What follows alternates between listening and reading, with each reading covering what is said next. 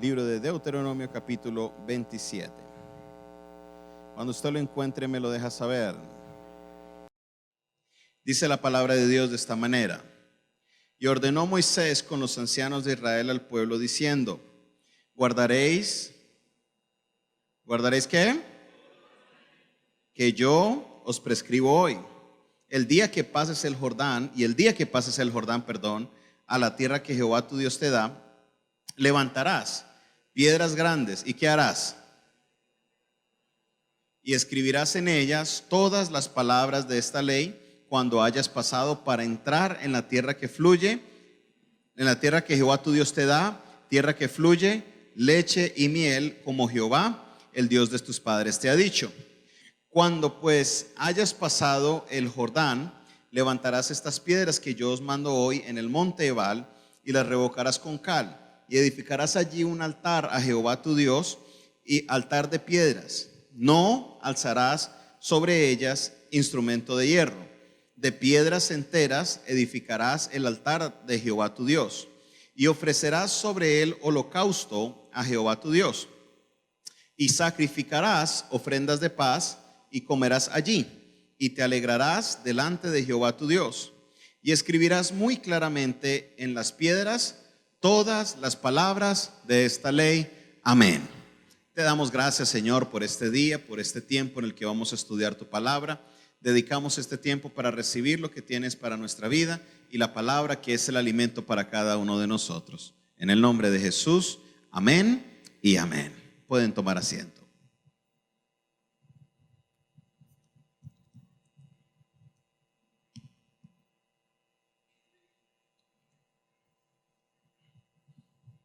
En este capítulo, en este capítulo que estamos leyendo, es la base de una serie nueva que estamos enseñando y empezamos el domingo anterior.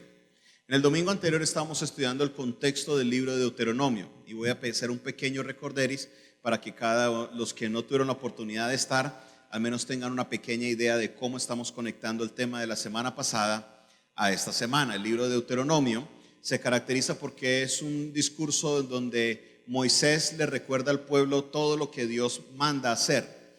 Es un discurso en el cual arranca diciendo que el viaje debería demorar solo 11 días. Y de 11 días se les alargó un poquito, solo a 40 años. Una pequeña distracción por ahí, una mala volteada, y les costó 40 años en el desierto. Y en estos 40 años ellos estuvieron aprendiendo y recibiendo de parte de Dios. Y en este momento ya Moisés está preparando al pueblo para lo que va a pasar cuando ellos pasen a la tierra prometida, que era la siguiente fase de lo que Dios tenía preparado. Y les dice: cuando pasen el río Jordán era un río que demarcaba el límite entre la tierra de los moabitas y la tierra de Canaán. Entonces, cuando dice, cuando cruces el Jordán, le está diciendo, cuando entres a la tierra prometida, debes hacer dos cosas. ¿Cuántas cosas? ¿Cuántas cosas? ¿Qué cosas debe hacer? Una, vas a levantar dos piedras, o vas a levantar piedras en las cuales se van a revocar con cal, y ahí se va a escribir la palabra de Dios, se va a escribir la ley, se va a escribir la constitución. ¿Cuál era el propósito de esto? Es bien importante que usted contextualice la palabra y comprenda que en este momento estamos en el año 1450 antes de Cristo al año 1350 antes de Cristo. Fue hace un poquito atrás. En esta época el papel no existía, el pergamino tampoco. Nada de estos elementos que utilizamos hoy para poder escribir existían. La única manera como se dejaban las cosas escritas en algo permanente era escribirlo en piedras. Recuerden, por ejemplo, los que estudiaron en el colegio un poquito de la civilización egipcia. Recuerda que hablamos de algunos jeroglíficos que quedaron grabados o escritos en algún lugar. ¿En qué quedaban grabados? En piedras. ¿Por qué? Porque no existía el papel, no existía el papiro, no existía el pergamino. ¿Dónde le entregó Dios los 10 mandamientos a Moisés? En piedras. Justamente, ¿por qué? Porque no existía otro medio donde se pudieran escribir las cosas. Entonces, cuando ellos cruzaran el Jordán, Josué tenía la responsabilidad de dejar escrita la palabra en unas piedras para que ellos supieran, que fuera un referente. Así como cuando usted necesita conocer la ley, usted va a una librería y dice: vea, necesito una copia de la Constitución. Entonces usted la compra y la lee y la estudia para conocer qué es lo que la ley demanda de usted y lo que usted puede pedirle también al Estado. De esa misma manera, Josué tenía la responsabilidad de escribirlo todo en piedra. Lo segundo que debería hacer es debería construir un altar. Entonces, ¿qué debería ser lo primero? Diga conmigo, la palabra. ¿Qué debería ser lo primero? Y lo segundo, un altar. ¿Qué decía lo primero? La palabra. Y lo segundo, diga conmigo fuerte, la palabra y el altar. ¿Qué más? Una vez más. La siguiente serie, los 4 domingos que siguen, vamos a estar hablando de este tema, la palabra y el altar. La semana pasada estuvimos hablando muy fuertemente con respecto a la palabra y los siguientes domingos vamos a estar enfocándonos en el altar. Lo que sucedió interesantemente con Josué es que Josué, la instrucción que tenía en el versículo 2 que acabamos de leer dice, el día que cruzares el Jordán. En otras palabras, el día en que usted pase al otro lado del río, ese es el día que tienes que hacer el altar y colocar la palabra en piedras. Pero pasó que Josué cruzó el Jordán en Josué capítulo 3 y capítulo 4 y Josué no lo hizo. Josué se preocupó en el capítulo 5, en vez de decir Josué hace el altar y coloca las piedras, no lo hizo. Lo que hizo fue circuncidar a los hombres, porque no estaban circuncidados. Entonces yo quiero que pensemos en contexto lo que pasó. Cruzaron al otro lado del Jordán, suben al monte y hacen la circuncisión. Esta circuncisión, recuerde que no existían los bisturís quirúrgicos, no existían las anestesias, ni existía el acetaminofén, ni existía isodine, ni gasa, nada de esto existía. Era con piedras que eran filudas como se hacían estas cirugías. Entonces, ¿cuánto tiempo aproximadamente se demorarían en recuperarse los hombres de esta cirugía? Pongámosle una semanita como para hacerlo fácil. Pasa esa semana, inmediatamente ellos celebran la Pascua. ¿Cuánto demora la Pascua? Se demora justamente 8 días, una semana. El primer día es el de Pascua y los siguientes 7 días, el día de la fiesta de los panes sin levadura. Después de esto ellos van y conquistan a Jericó. ¿Cuánto demoró la conquista de Jericó? Muy bien, 7 días. 6 días que le dieron una sola vuelta y en el 7º día que le dieron 7 vueltas. Después de eso él manda a los espías a la siguiente ciudad.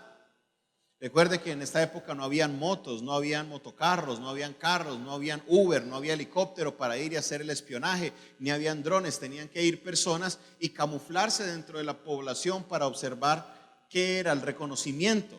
Eso no se hace en un día ni en 2, eso se demora un tiempo y mientras iban y volvían, póngale otra semanita. Luego fueron a luchar contra los de Ai y quedaron derrotados y les tocó volver y a Josué le toca resolver el problema de Acán. Yo sé que esto suena un poquito cansón como ir por toda la historia, pero quiero hacerle un punto importante, porque después de que él resuelve el pecado de Acán, ellos van y conquistan a Ai y es aquí donde Josué en el capítulo 8, versículo 30, cae en cuenta que tenía que hacer el altar y las piedras. Y esto es una tipificación de la vida del creyente. Muchos de los creyentes viven su vida como la vivió Josué, viendo cosas sobrenaturales de parte de Dios, viendo la gloria de Dios venciendo en Jericó, abriendo el río Jordán, haciendo tantas cosas grandes, pero se nos olvida de 2 cosas bien importantes en nuestra vida, que es el altar y la palabra. Diga conmigo, ¿qué es lo importante en la vida del creyente? Y la palabra. La semana pasada, como les dije, estuvimos viendo lo que es la parte de la palabra y el día de hoy vamos a estar viendo el altar. El altar era bien interesante porque no era que Josué tenía que hacer un altar porque no habían altares. Ya existían altares, ya estaban. Recuerde que el tabernáculo ya había sido construido y el tabernáculo tenía 2 altares. Tenía el altar de bronce en los atrios y tenía el altar de incienso adentro del lugar santo.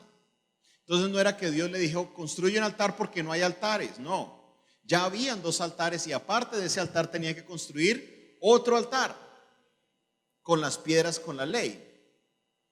Y esto es bien importante porque Dios le estaba queriendo enseñar algo importante a la vida de Josué y esto es lo que vamos a aprender el día de hoy. La palabra altar aparece en la Biblia por primera vez en el libro de Génesis capítulo 8, versículo 20. Para que usted entre en el contexto, no vamos a entrar en el versículo por cuestiones de tiempo. Noé, cuando se baja del arca, después de estar agradecido porque Dios solo salvó a su familia de toda la destrucción de la tierra, resulta que Noé hace un altar para Dios.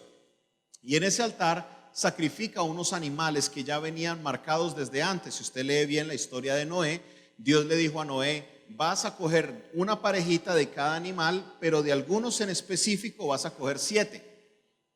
Y los animales adicionales iban a ser para que cuando se bajara Noé del arca, los sacrificaran para el Señor. Entonces Noé sale, arma el altar y saca los animales y los sacrifica. ¿Qué sucedió? ¿Quién recuerda qué sucedió en ese altar? ¿Nadie se acuerda qué sucedió en el altar de Noé? Dios le habló y le hizo una promesa, le hizo un pacto. Le dijo: nunca jamás volveré a destruir la tierra con agua. ¿Y cómo Dios selló ese pacto? ¿Cuál era la señal de ese pacto? ¿O cuál es la señal de ese pacto? Muy bien, el arco iris. Pregunta: ¿Dios se manifestó o no? Definitivamente. Avanzando un poquito más, obviamente pasaron otros altares, pero quiero tocar solo unos altares que resaltan mucho lo que sucedió. En el caso de Abraham, en Génesis capítulo 22, Dios le dice a Abraham que por favor vaya y le sacrifique a su hijo. Abraham se va al monte de Moriah, y estando en el monte de Moriah arma el altar, amarra a su hijo Isaac, y cuando va a coger el cuchillo y lo va a bajar para matar a su hijo, ¿qué sucede? ¿Quién aparece? Un ángel de Dios que le dice: detente, porque ya sé que no escatimaste ni a tu propio hijo por mí. Y cuando se dio cuenta, había otro corderito, había un carnero ahí que estaba enredado, y ese fue el sacrificio para Dios. Pregunta: ¿se manifestó Dios o no? Claramente. Más adelante, en Primera de Reyes, entre el capítulo 17 y el capítulo 18, el pueblo de Israel, el pueblo del norte, estaba desviado con los Baales. Israel quería solo idolatrar a Baal, y Elías se levanta y dice: ¿cómo es posible que esta gente, el pueblo de Dios, no adore a Dios sino a Baal? Entonces vamos a hacer un altar para ver cuál es el Dios verdadero. Y entonces le dice a los profetas de Baal, que eran más de 400, dice: por favor, ustedes van a hacer un altar ahí, van a colocar la leña y van a colocar el animal, y yo voy aquí a restaurar el altar de Dios, colocar leña y colocar el animal. Al Dios que haga descender fuego del cielo va a ser el verdadero Dios. Entonces Elías va y se sienta por ahí cerquita. Esto ya me lo estoy imaginando yo porque la Biblia no dice.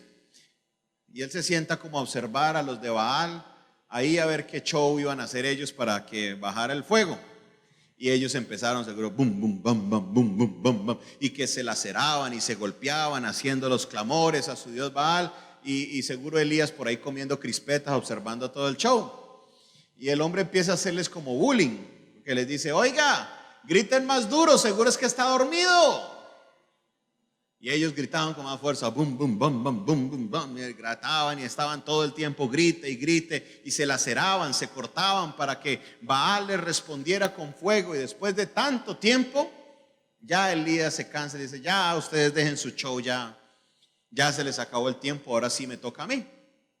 Y Elías no clama a Dios directamente, sino que le dice: háganme un favor y traigan agua. Y cogen cántaros de agua y se los echan al altar. ¿Sabe lo que es prender una leña mojada? ¿Quién ha intentado hacer fogata con madera mojada? Pierde el tiempo, literalmente pierde el tiempo, porque lo va a lograr prender. Pues cogen y le echan agua mojando la leña, mojando el altar, y era tanta agua que hicieron una zanja alrededor del altar para que el agua no se saliera. Y ahí sí Elías clamó a Jehová, el Dios de los cielos. ¿Y qué pasó? Descendió fuego del cielo, y no era cualquier fuego, era un fuego que sí logró lo que usted no ha podido hacer. Consumió la leña que estaba mojada, consumió el agua que estaba debajo del altar, oiga, y dice que hasta se llevó el polvo. Indudablemente era una manifestación ¿de quién? ¿De un truco de magia de Elías? No, porque el truco de magia no era prendido la leña mojada. Definitivamente era el fuego de Dios que consume todo lo que está en el altar. ¿Cuántos dicen amén? Gloria a Dios, dele un aplauso al Señor por eso. ¿Por qué les explico esto? Que les voy a leer la definición según el diccionario de lo que quiere decir la palabra altar. La palabra altar, dice, es una estructura en la que se hacen ofrendas con un propósito religioso. Entienda que este es un diccionario secular, no es un diccionario bíblico. La palabra altar viene del latín altare, que se utiliza para honrar y ofrecer sacrificios. Preste atención, dice, para influenciar fuerzas más allá del entendimiento humano. Se utiliza para honrar y para ofrecer ofrendas, para influenciar fuerzas más allá de nuestro entendimiento. Pregunta: ¿Dios es algo que va más allá de nuestro entendimiento? Definitivamente. Entonces, a eso es lo que le está apelando en un concepto más amplio, porque los judíos ni los cristianos son los únicos que hacían altares. Usted va a la cultura hindú y los hindúes hacen altares cada uno a su Dios. Los del taoísmo también van y le hacen altares a su Dios. Los hinduistas también. Cada religión tiene una práctica con respecto a lo que tiene que ver con los altares. Es más, la misma iglesia católica tradicional, cada iglesia, cada catedral tiene un altar o diferentes altares. Hay algunas en las que uno entra y tienen como unas bóvedas a los lados que tienen un altar a cada uno de los santos y tienen un altar principal al frente. Entonces, el concepto del altar no es solo único al Antiguo Testamento, en el Nuevo Testamento, sino que es algo que va mucho más amplio. La diferencia, mire que para los de Baal no era extraño hacerle un altar a Baal. La diferencia es que en el altar de Dios está el fuego de Dios. En los demás altares no pasa nada, pero en el altar de Dios hay respuesta de parte de nuestro Dios. ¿Cuántos dicen amén? Entonces, lo que comprendemos de esto, mis hermanos, es lo siguiente: que el altar es un lugar donde hay una conexión con Dios. Diga conmigo, el altar es un lugar donde hay conexión con Dios. ¿Ahora lo puede decir usted solo? El altar. ¿Por qué es importante comprender esto? Porque como cristianos, nosotros como hijos de Dios, necesitamos una conexión con Dios.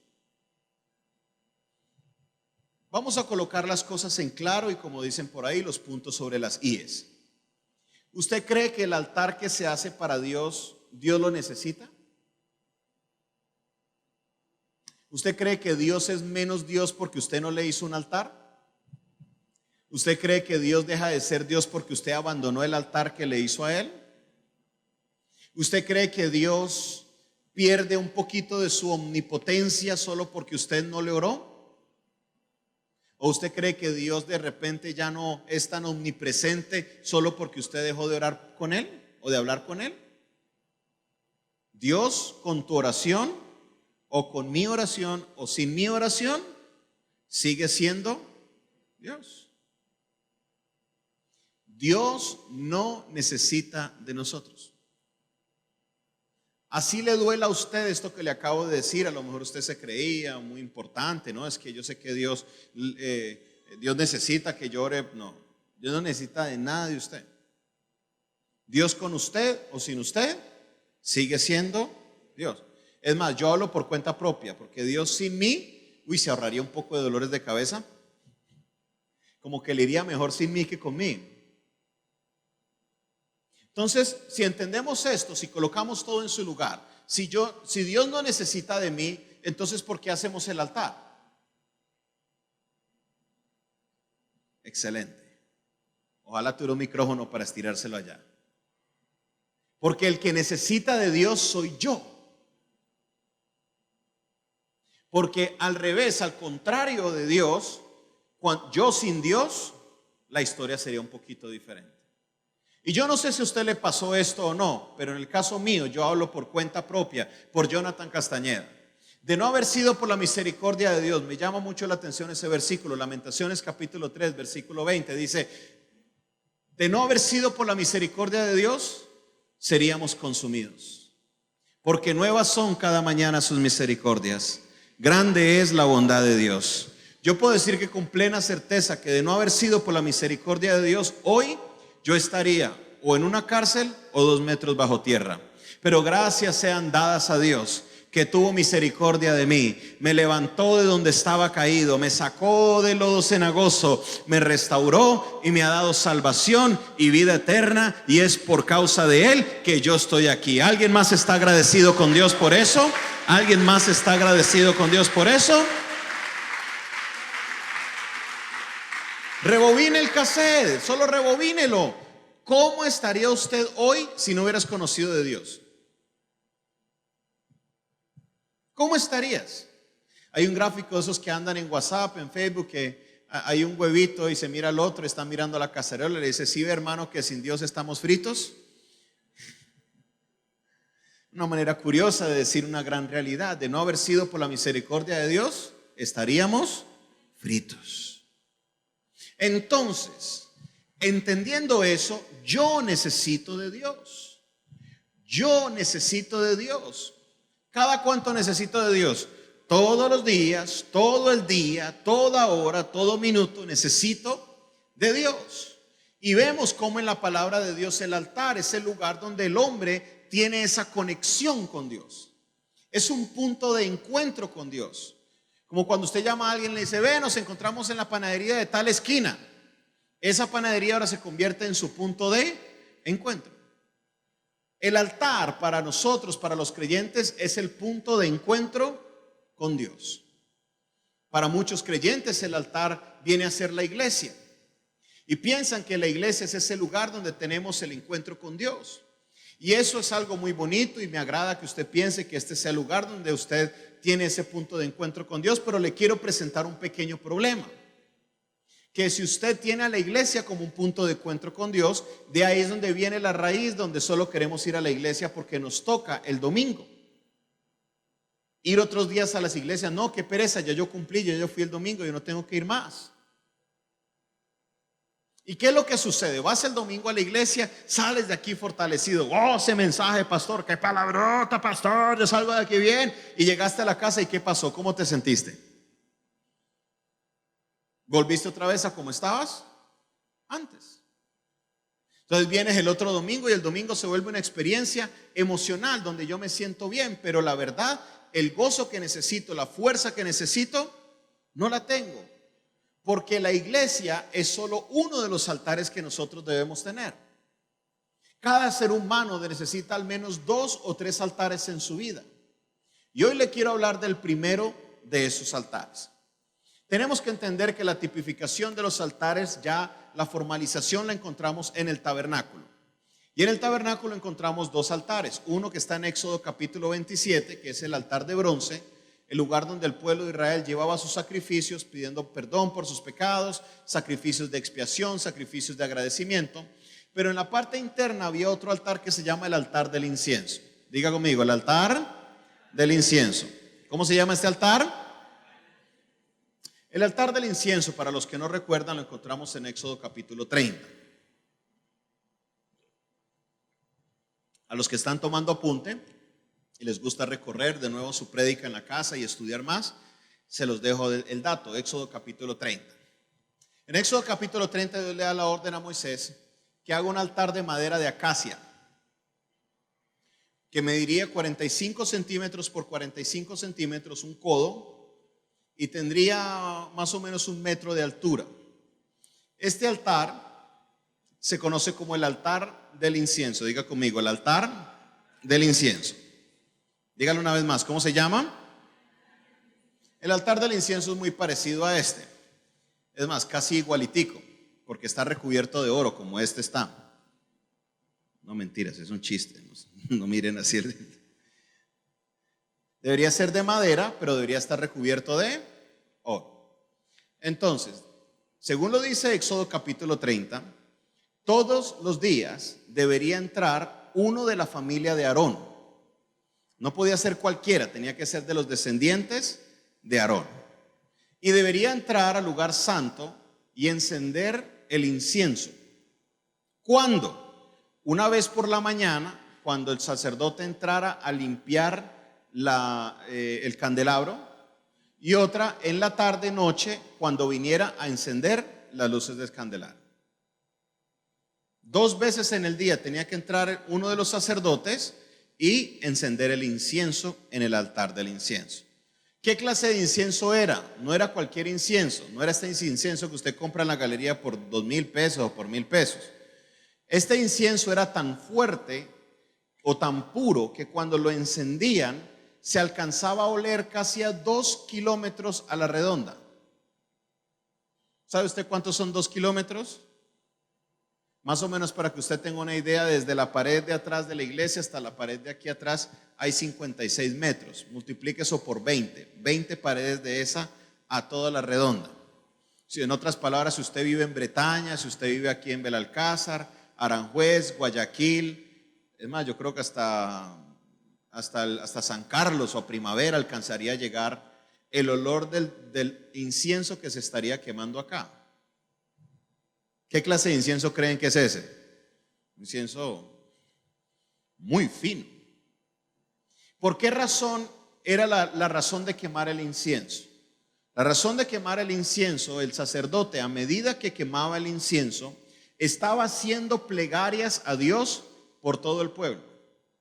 Estaba elevando, así como hicimos ahorita en la cadena masiva de oración, levantando la oración por las peticiones del pueblo. Eso era lo que hacía el sacerdote.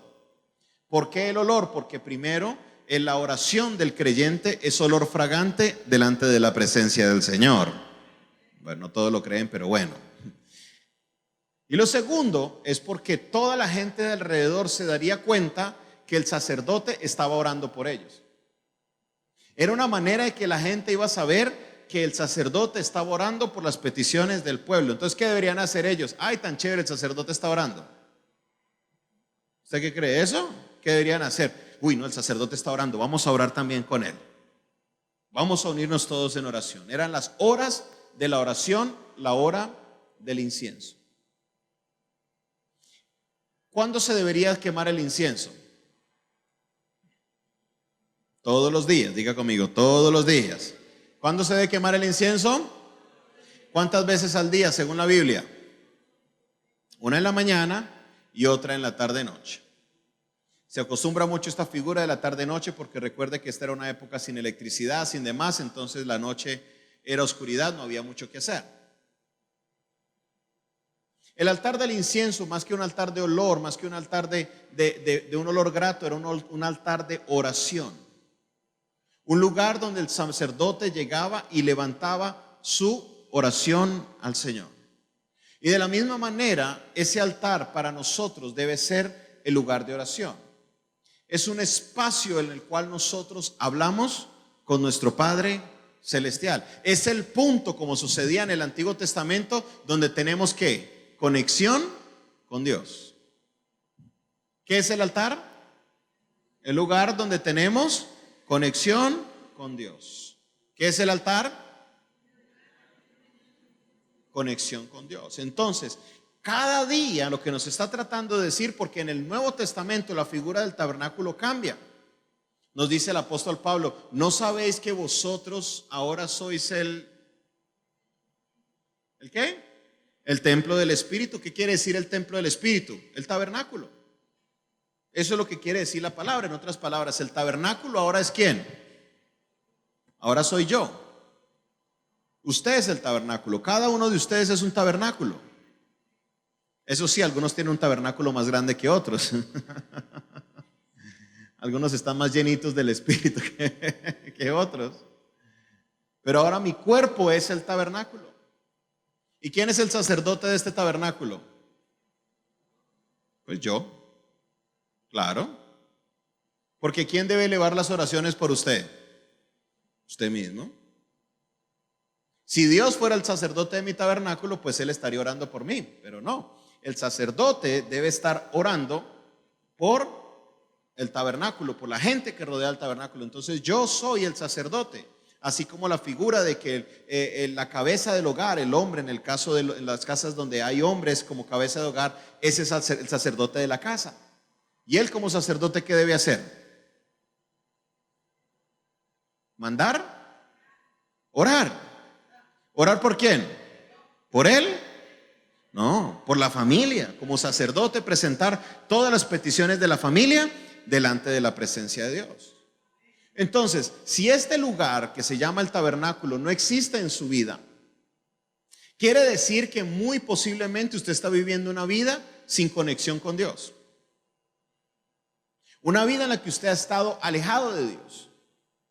Y le quiero hablar de 2 o 3 síntomas por medio de los cuales usted se va a dar cuenta que su altar está inexistente o está derribado. Primer síntoma, cansancio. Diga conmigo, cansancio. ¿Cuál es el primer síntoma? ¿Le ha pasado a usted alguna vez que trabaja y llega a su casa y llega cansado, cansada y se va a dormir? Dice, no, tengo que dormir más horas porque anoche dormí 6 horas y no pude descansar bien. Hoy voy a dormir 8 horas porque el médico dice y los médicos recomiendan que 8 horas es lo que un ser humano debe dormir. Por eso estoy cansado, porque solo me dejan dormir 6. Con las 8 horas yo sé que voy a descansar. Y dormiste 8 horas y hasta 8 horas y media. Y se levantó y ¿cómo se sintió? Hasta lo mejor más cansado de lo que te acostaste. Ay, no. Como no fueron 8, a lo mejor yo leí que otro estudio puede que sea de 9 a 10 horas es cuando el ser humano logra descansar. Voy a dormir 10 horas. Y se acostó a dormir usted las 10 horas. Y cuando se levantó las 10 horas, primero le cogió la noche para el trabajo. Y segundo, ¿cómo te levantaste? ¿Cómo te sentías? ¿Les ha pasado o no? A mí me ha pasado. Duermes 14, 15, hasta 16 horas. He conocido de personas que han dormido. Y se levantan y ¿cómo siguen? Cansados. Porque el sueño o el dormir no quiere decir descanso. El dormir y el descansar son 2 cosas completamente diferentes. Hay gente que duerme 4 horas y descansa. Y hay gente que duerme 10 y no descansa. Entonces, ¿qué es más importante, el sueño o el descanso? Vamos colocando las cosas en perspectiva. Y cuando un creyente, cuando un hijo de Dios vive su vida cansado, sin energía, le quiero decir que eso es una señal de que no hay contacto con Dios. ¿Por qué? Porque ¿qué nos dice la palabra? Miren lo que nos dice la palabra en el libro de Isaías. Los jóvenes se cansan y flaquean. Está haciendo un contraste porque los jóvenes deben ser los que más tienen energía. No hay jóvenes por aquí, pero bueno. Los jóvenes son los que deben tener más energía y los jóvenes dicen, no, se durmieron los jóvenes, bueno, para la próxima. Entonces la Biblia dice que cuando los jóvenes se cansan y flaquean, pero los que esperan en Jehová tendrán ¿qué? Nuevas fuerzas. Nos dice, correrán, caminarán. Oiga, en la marcha que hicimos, la marcha para Jesús que hicimos en la Semana Santa, la mayoría de los que nos acompañaron hicieron una caminata de 7 kilómetros. Que en algunas partes, cuando usted cruza por allá la octava, la 15 ya no va derecho, sino que empieza a subir. Y fuerte. Y terminaron, habían de todas las edades, habían jóvenes, habían adultos y habían ancianos de la tercera edad. Es más, teníamos una van para algunas personas de la tercera edad que no podían caminar mucho. Y muchos de ellos dijeron, no, pastor, yo me bajo porque yo tengo que caminar. Y caminaron al menos 3 a 4 kilómetros de los 7. Y llegamos a la iglesia y ¿sabe qué pasó? Nos pusimos a cantar y a danzar. Después de haber caminado 7 kilómetros. Y paramos porque estaban sirviendo los frijolitos. Qué pena hablarles de frijolitos a esta hora que estoy seguro que usted tiene hambre. Al cristiano que se respete siempre tiene hambre, ¿no? Estaban sirviendo los frijolitos y entonces terminamos esa celebración. Porque si seguimos, ustedes seguían.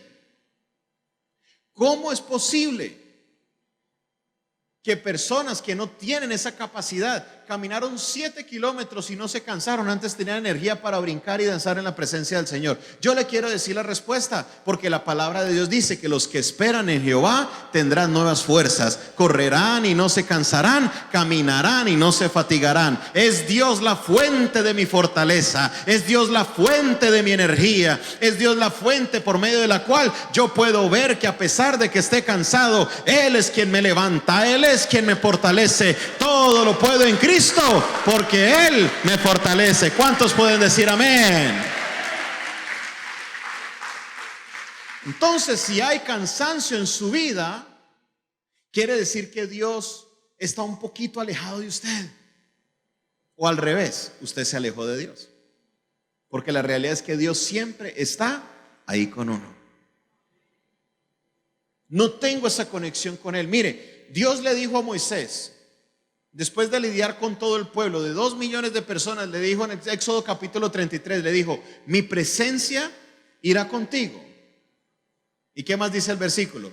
Y te daré descanso. ¿Y te daré qué? Descanso. Entonces la clave del descanso no está en dormir, no está en tener un día libre.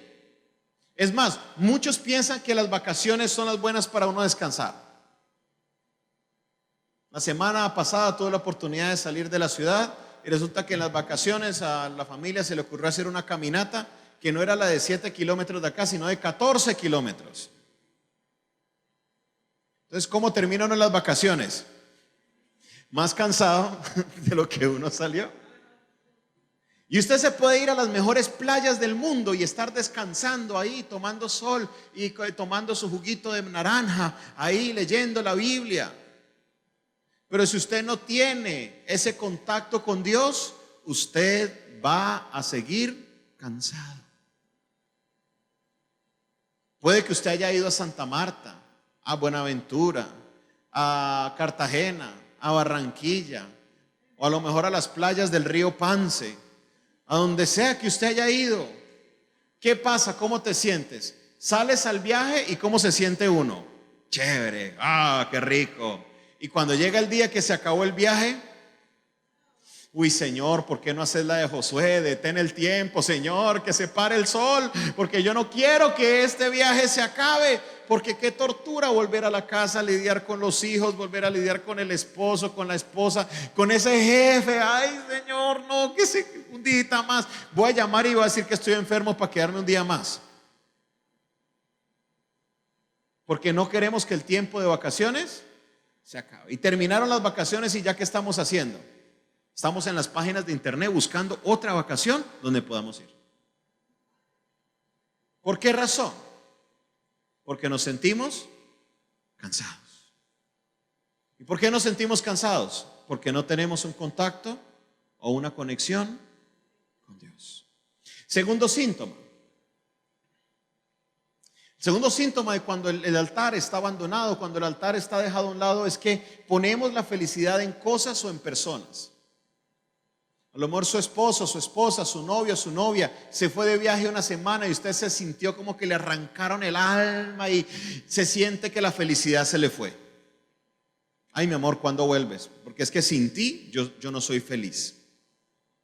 Y eso es muy romántico, eso es muy lindo, ustedes entre pareja que se digan esas cosas bonitas y todo, pero la fuente de nuestra felicidad debe ser ¿quién?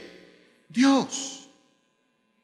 Quiere decir que como no tengo la conexión con Dios, no tengo la felicidad. Entonces, ¿qué hago ahora para poder encontrar la felicidad? La empiezo a buscar en otros lados. La empiezo a buscar en una pareja, la empiezo a buscar en los hijos, la empiezo a buscar en el trabajo, la empiezo a buscar en el dinero. ¿Algunos de ustedes intentaron alguna de esas maneras para buscar la felicidad? ¿Alguno? ¿Quién pensó alguna vez en la vida que cuando tenga plata iba a ser feliz? Ustedes están, no, me va a tocar cambiar de culto porque ustedes son unos santurrones. Le digo, levitan de las sillas, por Dios. ¿Quién pensó algún día cuando tenga mujer o cuando tenga pareja voy a ser feliz? No, por Dios, no, esto está celibato completo, por Dios. Tener que montar un monasterio en la iglesia, estos santos, por Dios. ¿Alguna vez alguien pensó, cuando pueda viajar todo el mundo y ser libre, voy a ser feliz? O venga, a lo mejor le pongo esta pregunta, a lo mejor con esta tiene la respuesta. Cuando sea soltero voy a ser feliz. ¿Quién pensó eso alguna vez? A ver si así levantan la mano, ¿no? ¿Nadie? Están muy santos. No puedo con ustedes. Son las mentiras que nos da el mundo con respecto a la felicidad. Y la realidad es que la felicidad solo la encontramos cuando tenemos ese punto de conexión con Dios. Y si te sientes infeliz a estas alturas de la vida, yo le quiero decir, yo también viví una vida falta de felicidad. Y me di cuenta que la única manera de encontrar la felicidad era en ese punto de conexión con Dios. Se me acaba el tiempo y les voy a dar la tercera razón para el próximo. Lo importante, mis hermanos, es que el altar debe estar. ¿Qué es un altar? Según la definición de la palabra altar viene del latín altare, que quiere decir lugar alto. Es un lugar que se ha separado, que se ha consagrado para tener un contacto con Dios. Ese altar no puede ser la iglesia porque el contacto es a diario. Le tocaría a usted estar metido aquí en la iglesia todos los días. Si usted tiene el tiempo para hacerlo, somos la iglesia de las puertas abiertas y usted siempre nos va a encontrar con la puerta abierta para que venga a orar. Pero lo ideal es que usted pueda tener en su casa un lugar, un espacio donde usted tiene esa conexión con Dios. No tienes que hacer un altar, no tienes que colocar nada en especial, si usted lo quiere hacer muy bien, pero el asunto del altar tiene que ver más con el lugar y el tiempo que le dedico que con las cosas que coloco. Tiene que ver con la reverencia con la cual yo tengo a este lugar. Porque mire lo que yo les comentaba a los hermanos temprano. Si a usted lo llama ahorita mismo el presidente Duque, o lo llama la secretaria, el presidente Duque le dice, venga hermano o hermana, usted tiene una invitación súper especial para una cena con el presidente en la casa de Nariño. ¿Qué haría usted? Muchos de ustedes dirían, no, ese presidente me cae mal, yo no voy. Y eso es lo que dicen aquí, pero la realidad cuando les llega la llamada, son los primeros en coger el avión y están en la casa de Nariño. Porque presidente es presidente, le guste o no le guste. ¿Cuántas veces lo invitan a usted a la casa de Nariño a comer? Hombre, ahí sí sacan la pinta y sacan todo. Y entran a la casa de Nariño, entra el presidente, algunos hasta muy lamboncitos. Uy, me encanta presidente, su gestión y todo. Y por dentro está, si supiera lo que realmente pienso de usted. Pero bueno, entraron a la casa de Nariño y de repente empezó el celular a vibrar, a sonar esas notificaciones. Y usted está hablando frente a frente con el presidente. ¿Qué haría usted? ¿Usted contesta? ¿Por qué no? Porque estoy hablando con ¿quién? Presidente. O usted estaría allá, uy, sí, presidente, mira que es que, ¿cómo te dijera? Es que me salió un moco, presidente, ¿tiene un pañuelito por ahí? No. Tiene que haber un nivel de reverencia, un nivel de respeto. Que no estoy en cualquier lugar, estoy en, por Dios, la casa de Nariño. Lugar muy importante. Y resulta que para los presidentes, para las personas que a lo mejor a veces no estamos ni de acuerdo completamente con su gestión, pero sí vamos y respetamos esos lugares, pero el lugar y el tiempo que tenemos con Dios no lo respetamos. Decimos, Señor, hoy sí me voy a levantar a hacer el devocional. Y usted se levanta y se arrodilla y empieza, yo, Señor, te doy gracias por este día. Gracias, Señor, porque estás aquí, Señor. Y suena el celular y no, si me están llegando tantos mensajes, tienen que ser importantes, Señor. Ya vuelvo, dame un segundito. Se abre el celular, mandaron un videito de esos de chistes. Bueno, se lo voy a mandar a mi familia, a todos los grupos, una lista de difusión. Y otro le respondió, qué chiste tan bueno, te mando otro. Y con se miró, ay, te tengo que bañarme para ir a trabajar, Señor. Hoy no, mañana sí. Al otro día usted empezó a orar y empezaron las notificaciones del Facebook. Alguien le dejó un comentario, qué foto tan bonita, ¿dónde estás? Usted, ay, sí, claro, hay que responderle porque puede ser algo importante. Para el presidente, para la casa de Nariño, total reverencia. Pero para Dios, como si estuviéramos hablando con los zapatos. Hay un nivel mayor de respeto que se conoce como reverencia. Reverencia es que estoy frente a alguien que merece ser reverenciado. Y esa es la presencia de mi Padre Celestial. Oiga, le hago una pregunta. ¿Qué puede hacer el presidente por su situación hoy? Si usted todavía está esperanzado que el próximo alcalde de esta ciudad va a cambiar su situación, le digo, usted está en la mentira más grande del mundo. Que ni el concejal, ni el alcalde, ni el de la asamblea, ni el gobernador, ni el presidente, ni los senadores pueden hacer algo para cambiar tu situación. Nuestro Padre Celestial, con una sola palabra que salga de su boca, puede transformar tu situación en 180 grados. Puede hacerte que ese riñón que necesitas salga nuevo. Puede hacer que ese hueso que tienes roto se sane inmediatamente. Es más, una palabra de Dios puede levantar hasta un muerto. Solo una palabra que diga Dios, se acabó la escasez y empieza la abundancia. ¿Y usted qué cree que va a pasar? Inmediatamente tu situación va a cambiar, porque la palabra de Dios tiene poder. Cuando yo llego al altar a pasar mi tiempo de conexión con Dios, tengo que darme cuenta que si reverencio tanto a los que no pueden hacer nada por mí, debo tener aún más reverencia para aquel que sí puede hacer algo por mi situación, para aquel que sí puede cambiar mi vida, para aquel que sí puede con una sola palabra de su boca transformar lo que sea que esté pasando. Si estás en depresión, Dios te puede hacer libre. Si estás en ansiedad, Dios te puede hacer libre. Si estás enfermo, Dios te puede sanar. Si estás en pobreza, Dios te puede sacar. Si estás endeudado, Dios te puede liberar. Sea cual sea la situación que tengas, Dios te puede ayudar. ¿Cuántos dicen amén? Entonces, si estoy frente a la presencia de Él, más te vale que tengas reverencia. Apague ese aparato, apáguelo, téngalo lejos. Coja una Biblia, un libro, léalo. Si usted lee la Biblia en el celular, pues con más distracciones hay. Coja una Biblia, léala, arrodille, ore, échele llave a su cuarto, que nadie lo moleste, que se cayó el cielo, que se caiga, que se cayó la puerta, que se caiga, que se murió tal, pues no hay nada que hacer. ¿O qué? Porque usted contestó el teléfono, ya está menos muerto. Perdóneme que sea tan cruel, pero es la realidad. La mayoría de ustedes vivieron en una época donde no había celulares. ¿A quién le tocó vivir sin celular? ¿Cómo era esa época? Yo recuerdo que antes las casas cobraban más arriendo si había teléfono fijo.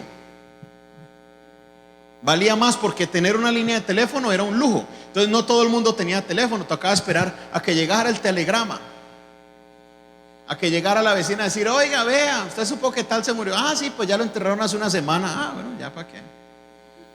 Mi sentido pésame. Y ahora que tenemos los celulares inteligentes con conexiones inmediatas, resulta que estamos volviéndonos un poquito menos inteligentes, porque estamos gastando tiempo con cosas que no nos edifican, y con lo que sí nos edifica es cuando lo que es menos y menos estamos gastando tiempo. Estás en una necesidad, yo quiero decirte, la respuesta la tienes en el altar. ¿Dónde tienes la respuesta? ¿Estás enfermo? ¿Sabe dónde encuentras la respuesta? ¿Estás pasando una crisis nerviosa? ¿Sabe dónde tienes la respuesta? Te dijeron que tienes cáncer. ¿Sabe dónde está la respuesta? ¿Estás pasando una crisis económica muy dura? ¿Sabe dónde está la respuesta? Y a muchos les pasa como a Josué. Pasan su vida creyentes, viendo la gloria de Dios, cayendo las murallas de Jericó, pero sin embargo se les olvidó construir el altar. Y la gran pregunta que tengo para ti hoy es esa: ¿cómo está tu altar? Y usted me puede dar una de tres respuestas.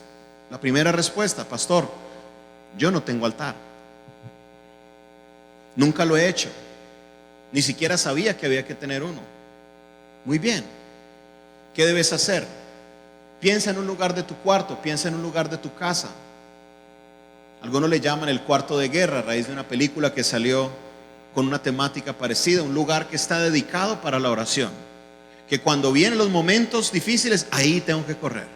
Que cuando se presenta cualquier situación, antes de llamar al médico, antes de llamar al abogado, antes de llamar al vecino a contarle, voy a ese lugar, al altar, a presentarle mis peticiones a nuestro Padre Celestial. Ese es el altar.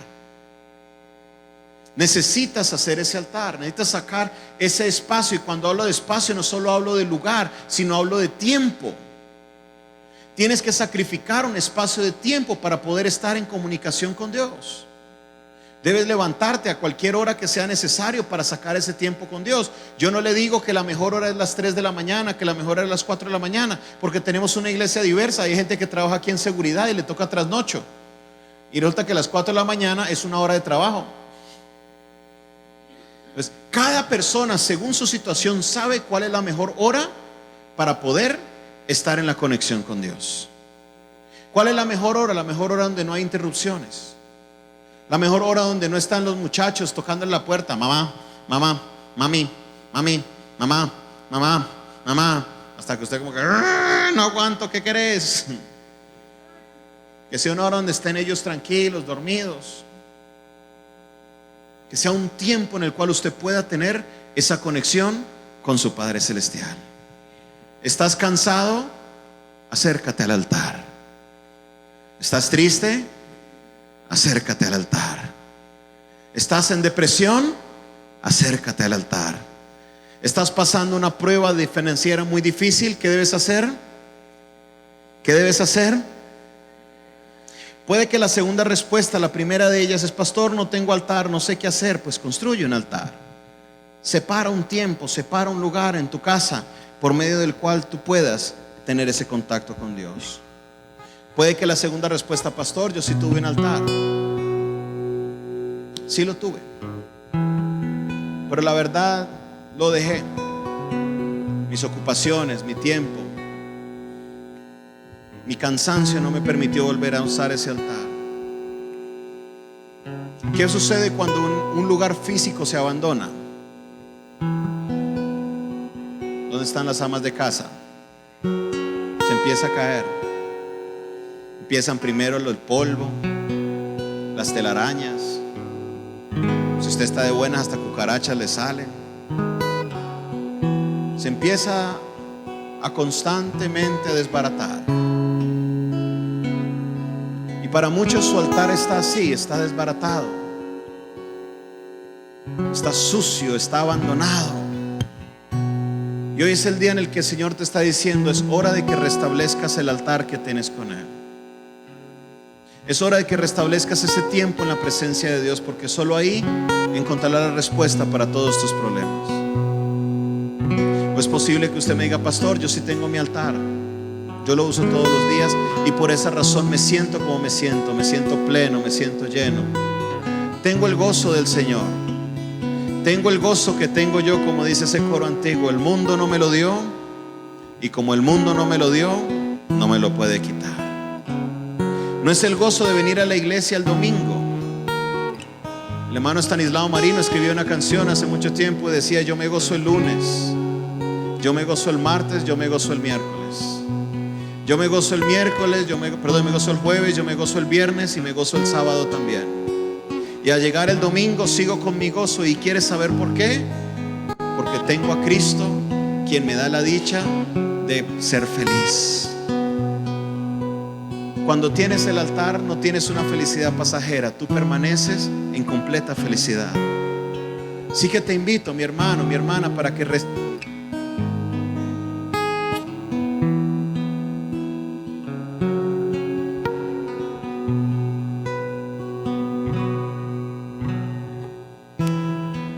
gloria a Dios. Cuando algo importante está hablando, se suceden estas cosas. Siempre suceden estas cosas. Se le va el micrófono, salen efectos especiales, porque lo que estoy hablando a tu vida, Dios sabe que va a transformarte, que va a cambiarte. Así que yo te reto para que de hoy en adelante usted empiece a tener ese tiempo de altar con Dios. Es el tiempo en el cual será el tiempo más maravilloso de tu vida, donde empezarás haciendo a lo mejor 5 minutos y de 5 minutos saltarás a 10, de 10 a 15, de 15 a 20, y cuando menos te das cuenta estás 1 hora y ni te diste cuenta. ¿Por qué? Porque cuando estamos en la presencia de Dios, dice el salmista: en tu presencia hay plenitud de gozo. ¿Por qué cree que David decía: mejor un día en tu casa que 1000 días fuera de él, porque la experiencia que él tenía estando en la presencia de Dios, él no la cambiaba por nada. Él no la cambiaba por nadie. Deja de buscar la felicidad donde no la vas a encontrar. A lo mejor piensas, no, en esta iglesia no encontré la felicidad, me voy para otra. ¿Sabes qué? Vas para allá y también vas a encontrar que no eres feliz, porque el problema no está en el lugar, el problema está en mí. Ay, Señor, ¿dónde está el gozo? Necesito el gozo. Madruga, levántate temprano, dobla las rodillas, que ahí está el gozo. La victoria del cristiano está de rodillas delante de la presencia del Señor. Así que el día de hoy vamos a hacer algo bien importante.